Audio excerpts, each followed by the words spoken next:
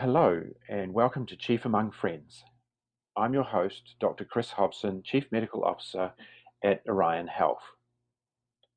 On this podcast, I chat about topics ranging from technology priorities to new innovations in integrated and coordinated care to healthcare sustainability. You can follow the conversation on hashtag Chief Among Friends and be sure to follow me on Twitter at Dr. Chris Hobson. Today, I'd like to talk about a topic that's on everyone's mind. We're not talking about COVID-19, and that is the 21st Century Cures Act, and specifically the long-awaited regulations on interoperability and patient access rule published by CMS, as well as the Interoperability Information Blocking and ONC Health IT Certification Program rule published by ONC. Both were released in final form on March 9 and went into the Federal Register on April 22nd. Interestingly, implementation was delayed 6 months for many components due to the stress of coping with COVID-19. For ease of discussion, the rules are frequently labelled the Patient Access Rule and the ONC Rule. The Patient Access Rule uses CMS's authority to impose standards-based APIs and use requirements on CMS payers. Today, I'm very excited to have my friend Chad Peterson with me.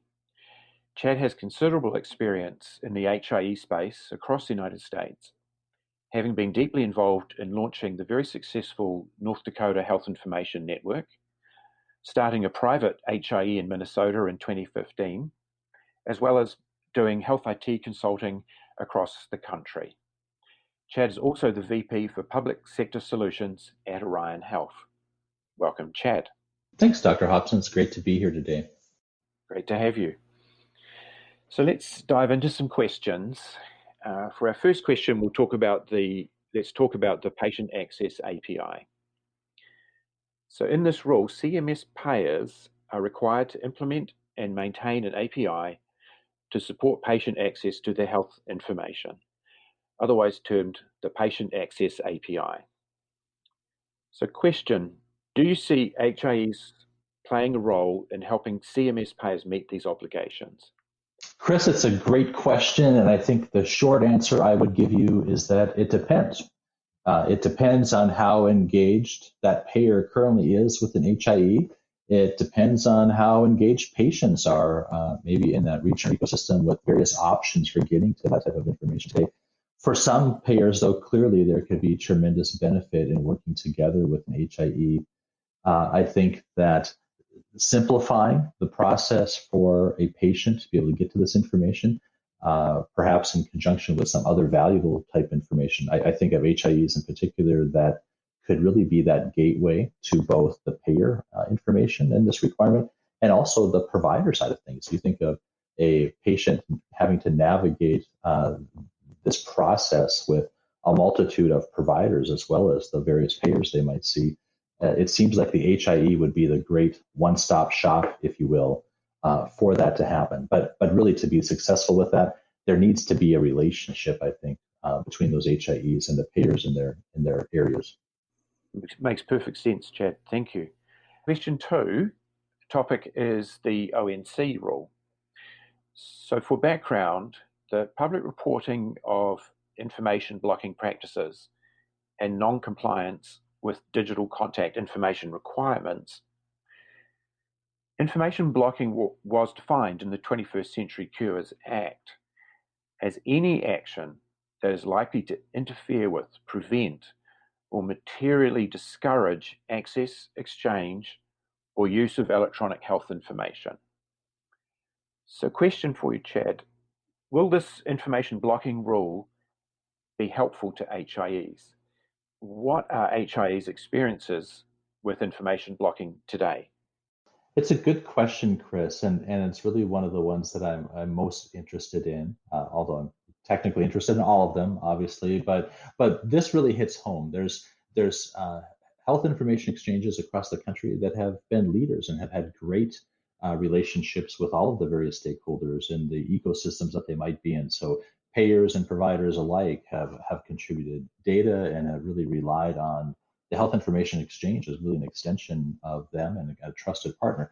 But in other markets, it hasn't been the case. And so I think we're going to see for the first time that we're not going to be competing over the data, which I know has been the vision at ONC and other places as well. And it's really going to force folks to define what the business value is. I'm excited about it. I don't know that it's going to fix everything, but I certainly think it's going to help to get data moving. And there will no longer be this excuse of I'm not allowed to share the data with you, which I think has been the case with some providers not wanting to share the health, to a health information exchange. And so in that case, I think this is a very good thing. Excellent. So we'll be watching to see how this plays out.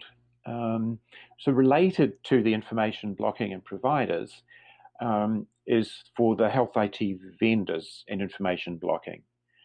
So as part of the ONC rule, vendors are now required to develop via APIs to allow third-party connections to those APIs. So now we're talking about the HIE vendors and question, will this help or hinder vendors as they try to aggregate data about patients from multiple sources? Is this a positive for population health, and are there any downsides? So again, a really good question. And I suppose it really depends on your perspective. So if you are a vendor that is trying to get data from another data source, this is fantastic.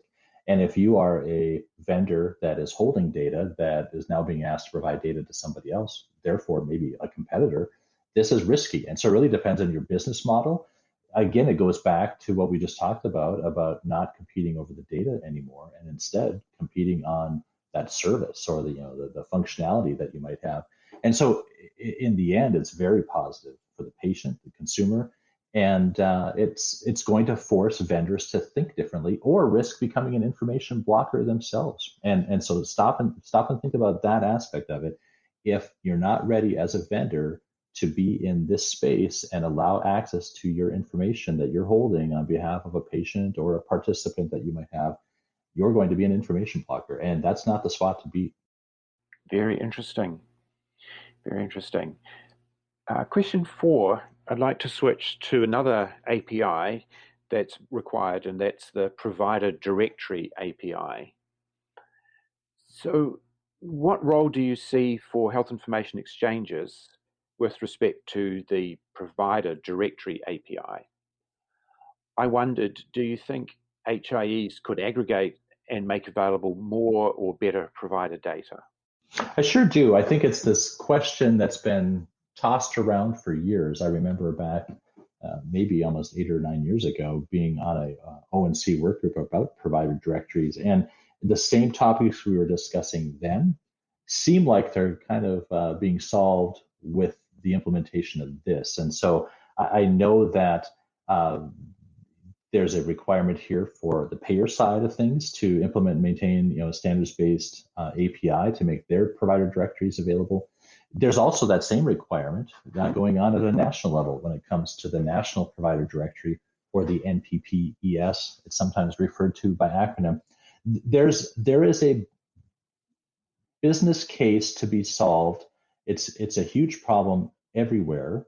And I think having that API access to not only that national directory, but then incorporating that into those payer directories, like state Medicaid, for example, or other regional payers you might have in your area, and then the provider directories that the healthcare systems are maintaining.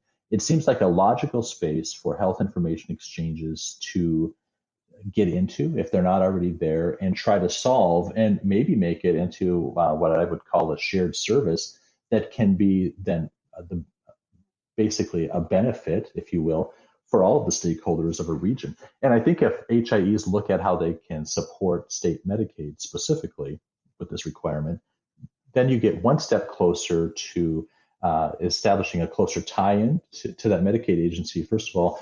But down the road, when you think about future funding opportunities for sustaining operations, I think you're one step closer to being able to use what's called MMIS funding to help sustain your HIE operations going forward. So in the past, there hasn't been this business case that would help solve why an HIE should get into this, because frankly, there hasn't been anyone around to fund this, unless they just did it on their own and decided it was worth the effort. Now it seems if you can tie in that, especially that relationship with Medicaid payers, you're able then to establish the business case and therefore perhaps assure sustainability into the future. That's very interesting. Provider directory topic's been a long-standing one, so it'll be good to see that addressed. I'd like to move on to payer-to-payer data exchange, and also, and the second part to that, using the US CDI, that is the US Common Data for Interoperability standard. So as I understand it, the patient access rule now requires payers to send their clinical data in US CDI format to other CMS payers to ensure that the new payer has a patient's complete record if and when they change from one plan to another. The US CDI standard is used elsewhere, such as in the definition of information blocking and in some of the exceptions to information blocking. So I've got a two-part question for you, Chad. What role, if any, do you see for HIEs in the payer-to-payer data exchange? And related, and we'll cover it this time, so will HIEs adopt this US Common Data Interoperability standard, and do they have the necessary data available to make that exchange? Good questions, both of them. So the role, again, for HIEs when it comes to that payer-payer data exchange, it depends on the role that the HIE has right now with that payer. It could very well be that that's a use case that HIEs are maybe asked to support, again, if they have that close relationship. But in other markets, this might be something that the payers just simply do with each other. And by the way, what a great example of a use case to really improve the patient experience and make things a little bit easier, switching back and forth from between payers. Now, the US CDI concept, by the way, this new standard, this is a good thing. And it's complicated, but it replaces the CCD standard that we've all been using for many years now, and in some ways has had gaps. And so this, in a sense, over the next 2 or 3 years, as we get to the various versions of the US CDI, this should help close those gaps. So your second part of your question about HIEs adopting the US CDI standard, and if we have the necessary data available for exchange, we don't yet. And we don't yet because the EMR vendors, the EHR vendors, have to be able to start sending that data in that standard. So I know from an HIE perspective, I think we're ready and waiting, if you will, for that. We are making adjustments now with interoperability guidelines and things like that to be able to accept that data. But until the EHRs are able to send that, which should be soon, I would think in the next 6 months or so, we'll start seeing version releases, if you will, that start incorporating that standard. That'll be a really good thing, I think, in the overall adoption, having one standard that's used on the payer side of things as well as on the provider and HIE standard. And then, of course, you incorporate the API access rules and things like that we've been talking about in our podcast today. This is all adding up to be a very good thing for patients. Excellent. I'd like to move on to the topic of the admission, discharge, and transfer notifications. So starting in September 2020, 6 months after the publication of the final rule, and I guess we should bracket in here that COVID may have changed some of these, CMS's Medicare COPs for hospitals and CAHs will require that they send electronic patient ADT event notifications to other healthcare facilities or community providers, including primary practitioners or practice group or post-acute service providers. So how does, and what role does the HIE play with respect to ADT notifications?